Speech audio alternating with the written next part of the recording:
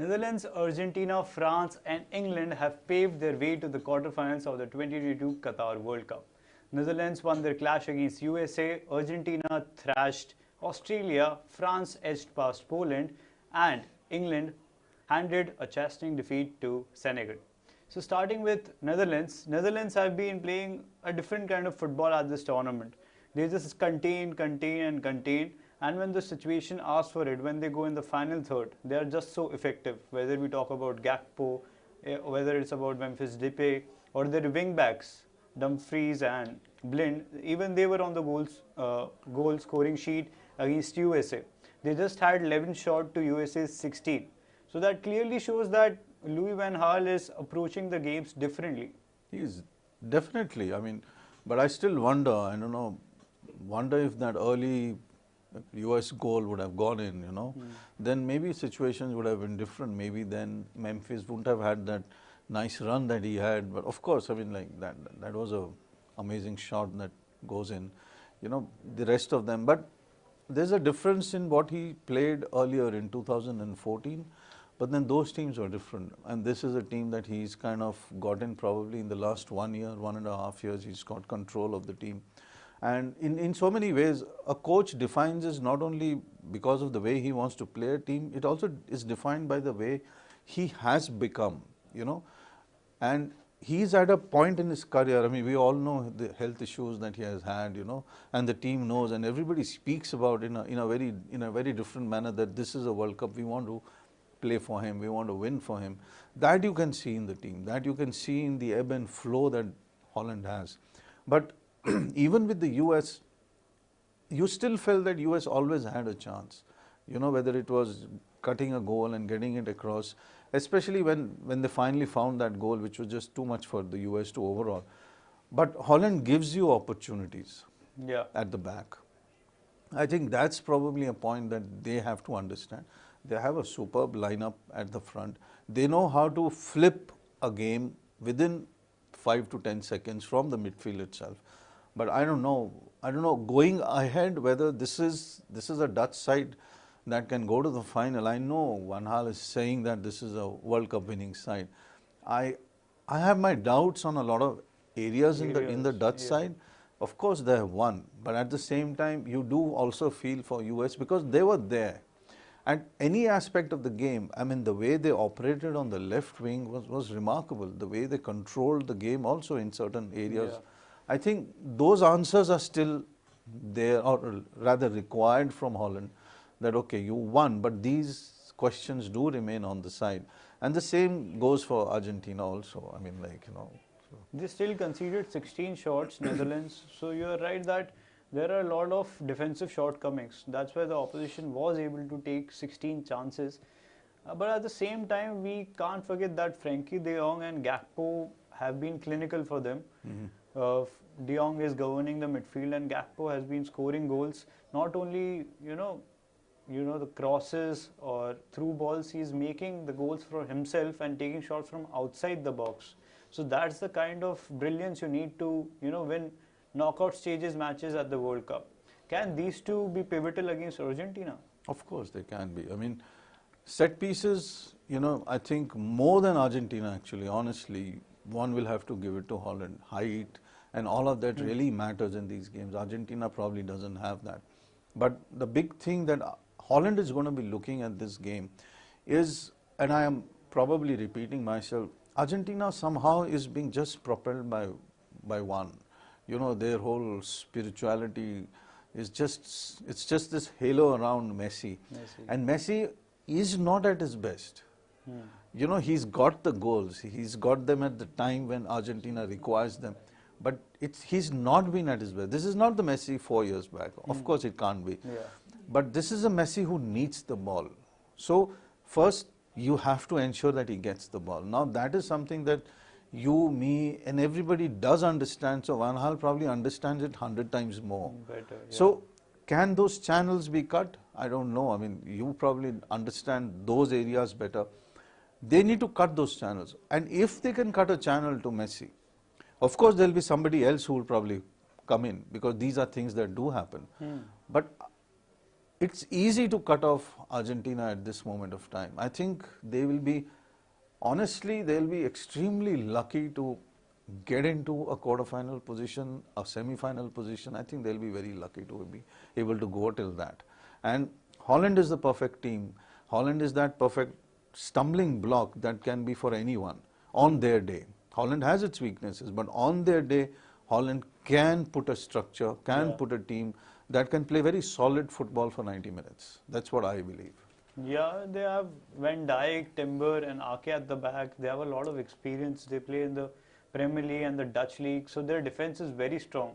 At the same time, Argentina have Messi. Messi has been doing what he can at the World Cup, but there are some rising stars in this Argentine team. Enzo Fernandez, Julian Alvarez, Mac Allister. They've been, giving their maximum, doing whatever they can in this team. On the opposite, if this team would have been aging, like the one Scaloni played in the first or second game, then they face some problems against fast opposition. They are just not able to, contain them. But with the help of these up-and-coming players, they have been much better. One point, I don't know if whether you agree to it or not, but once Messi moves into the middle of the field or probably just before the box, what happens is and I see this in a very different manner, is that the pace that has been coming through Argentina, it suddenly lessens. With the result that most of the defense wall of the opposition team, let's put Holland here, they have time to circulate and then go back. By the time Messi comes and he handles the ball, in his normal style, he goes left, then he'll go right, then he'll try and cut past one, which is great to watch, but it also gives time for the defense to assemble. Now, I don't know whether this is something that, as a fan or as a journalist we see, but I don't know how oppositions or whether Argentina will try and counter this with what. Because as you move up in the knockouts, in the quarters and all, teams do understand. They know Messi. Yeah. They've not only played against him because of all the top guys play him, but coaches do understand the technical aspects of Messi's play. So, I don't know. I mean, do you believe Messi can put up another show? I mean, this has all been a show till now. Can he put up another show? Like, he single-handedly can't. He would need the support like he has been getting. He is scoring the goals, but he is also getting the support in terms of passing, in terms of, off the ball movement of the players. Like, De Paul is always behind him, running and making, doing the simple things effectively. And then there is Di Maria on the flanks. What he does is he creates space for himself in the middle and finds the space for that shot.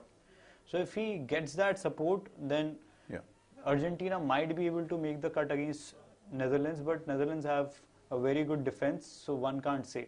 But it promises to be a very tight contest.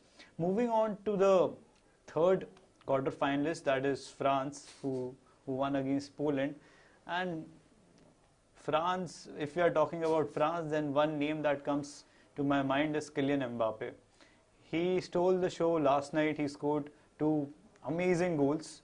I feel that he plays a pivotal role in the French team, but there are other players as well who are doing their job quite well. If you talk about Griezmann, he's going on the flanks, coming back, creating chances, making recoveries. Giroud has been at the top of his form, scoring goals, standing tall along with Mbappe in the central region. Then there is Upamecano and Upamecano and Varane, who have been sturdy at the back. So what do you think about this French team? Can they, retain the title this time? Well, they play England now. Yeah. Now that's a final, okay, in so many ways. A lot of people, I mean, you fling a coin and you say, which 2 teams you want in a final? I want to see in a final with so much of young talent and everything. I mean, you'll just say, okay, fine, but let's put Brazil and South American teams to the side. You'll always want France versus England out there. But looking at what France produced and looking at what England produced, I'll tick mark France right now. Not only because both are winning by decently large margins, both are winning with very powerful performances, but there is an energy and a zest in the French team. When you look at Mbappe, the way he moves and the way he brings the team along with him, He doesn't look like this individual player along whom the team is there.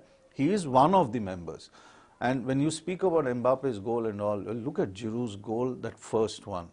You know, I don't know how footballers see angles. I don't know how they look at this, because they do understand, you know, and that's why they're strikers.